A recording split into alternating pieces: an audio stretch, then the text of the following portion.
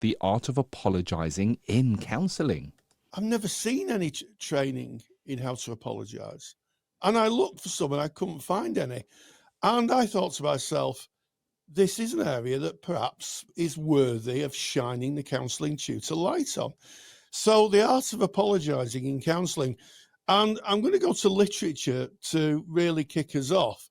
There's a book written in 1985 by Patrick Casement called Learning from the Patient. And it talks about it not being the therapist's job to be right, but to be open to what has gone wrong. And it really links to openness in the therapeutic relationship, because we know that the positive outcomes in therapy are greatly driven by the quality of the therapeutic relationship between the client and the therapist, and the ability for the therapist to repair any ruptures, to be able to be introspective and think, I may have got that wrong. And instead of being defensive, to be open and try to repair the rupture.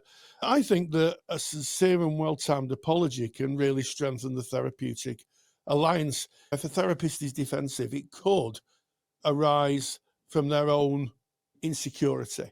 And I think that a good place to start to explore if you need to make an apology to a client is supervision, because working with your supervisor will help you devise how to apologise, the tone of the apology, and also to check out why you're apologising. Are you apologising to make yourself feel better, or are you genuinely apologising in the service of the client? Yeah, it's an interesting topic. I think that apology is a life skill. I don't think we learn it in life, never mind in counselling training. Yes, we get it wrong. We got to get it wrong. I've got stuff wrong in my practice career, definitely. When we get things wrong, instinctively, we want to make them right. And I think that this is a human condition. We want the other person that maybe have been on the receiving end of what we got wrong to understand why we didn't intend it to be that way. So sometimes apologies end up being justifications of why we did what we did. And that's not an apology. That is not an apology. That is a defense of why we did what we did. And apology is not conditional. It's not conditional on where we are, what we did, what kind of circumstances we were under. The apology sits solely in the frame of reference of the person who the apology is going to. And an apology is to fix, it is to repair something that we inadvertently and not from a want may have damaged. And I think what's really interesting here is to not go to a defense, but to admit what our role was in what went wrong, not the circumstances that may have led up to that. So we wouldn't say something like, I'm sorry I was a bit short with you there. The thing is, I haven't slept in a few nights because I've got some trouble going on in my own family. There I'm defending. I'm now saying because of this, which is my stuff, more, I am so sorry that I was short with you just then. I can see that's had an impact on you. It's left a feeling here in the room that I recognize that I am responsible for, and I wonder how we might repair that. Notice the difference in the two apologies. One points to myself and tries to justify why it is. The other one invites the client in. I'm taking full responsibility for what happened, and I'm asking them how we might overcome the challenge, Rory.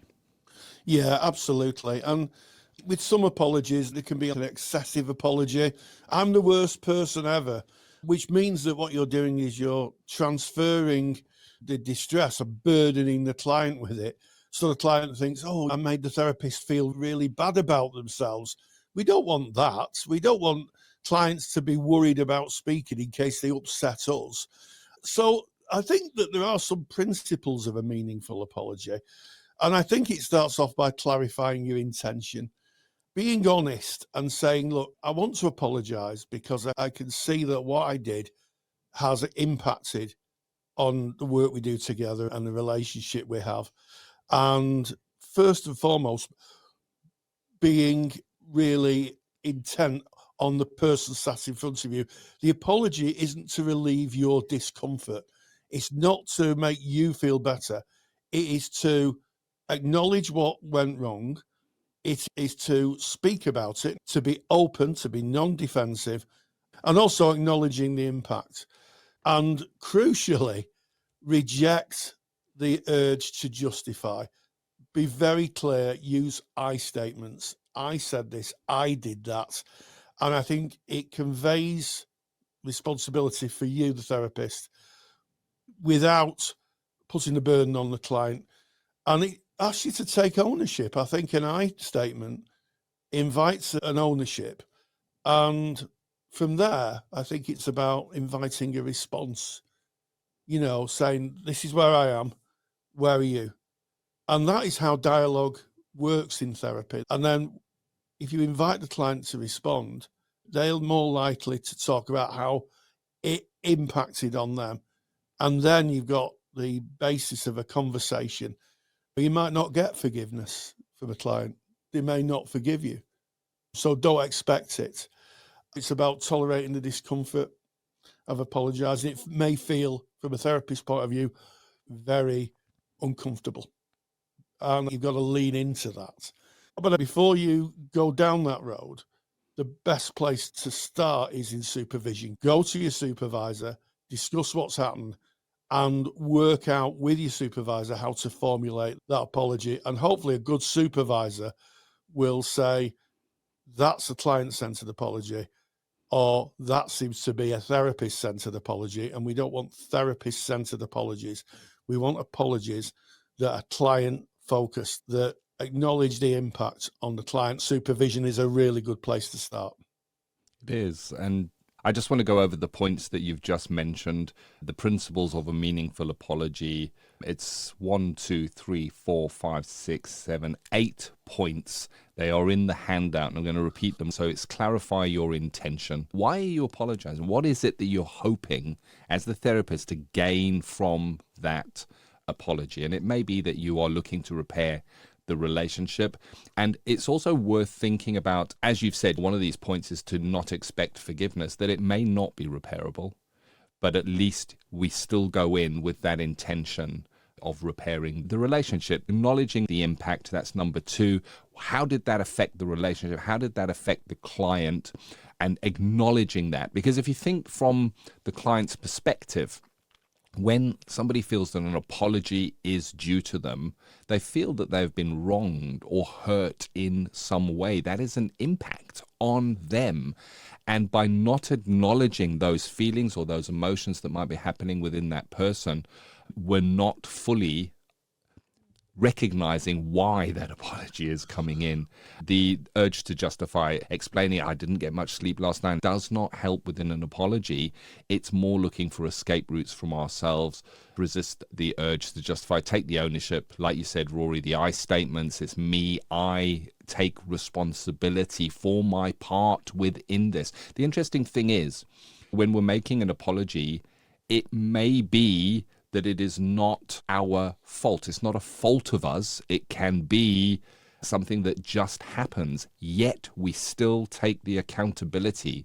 So an example of that is you are in a session with a client and then suddenly a window cleaner on a ladder appears at your therapy window. It is not your fault that happened, yet you as the therapist are the one that needs to take the ownership and the responsibility for that in front of the client. Of course, as you've said, don't expect forgiveness, which is hard. This is personal development, and it goes right back to that clarifying your intention, point number 1. So when we're looking for forgiveness, what is that forgiveness for? If I'm seeking your forgiveness, Rory, it's for me. I want to calm a feeling that is inside me. It's not about our feelings, specifically in that therapy room. It's about the client. Don't expect that forgiveness and be open to it may not be accepted. Repair, we look to amend, as said before, and then tolerating that discomfort. That sits right there in that personal development again. How are you with the discomfort of apologizing for something where it wasn't your intention and you didn't really do anything wrong. How does that feel? Does it feel like injustice? Are you able to? Do you walk away with a sourness in that? It's about that self-exploration there. I think I'd like to develop on the idea of discomfort. And I will give you an example from my own practice experience. I was working with a client doing some meaningful work, and all of a sudden the fire alarm went off. And we all trooped out, as you do. And the person who was staffing the reception came out and said, "It's a false alarm, but I can't switch the alarm off." And we went back into the room, and I apologised profusely, even though, as you said, Ken, it wasn't my fault. I don't control the fire alarm.